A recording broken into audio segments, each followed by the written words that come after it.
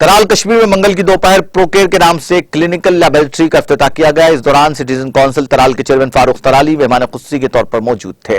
इस मौके पर तकरीब का आगाज तिलावत कुरान पाक से हुआ। इस दौरान महकमा हेल्थ के अफसरान के अलावा कई आम लोगों ने शिरकत की। मेहमान खुसूसी के मुताबिक इस तरह के इदारों का क़याम खुशाइंद है क्योंकि मुकामी लोगों को ऐसे इक़दामात से फायदा मिलेगा।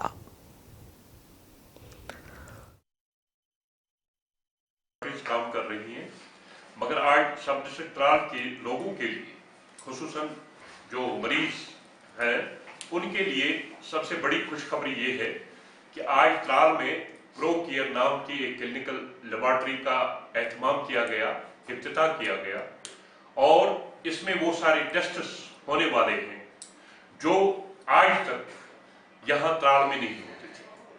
जिन टेस्ट्स को, ब्लड टेस्ट्स को तराल से बाहर श्रीनगर या दूसरी जगहों पर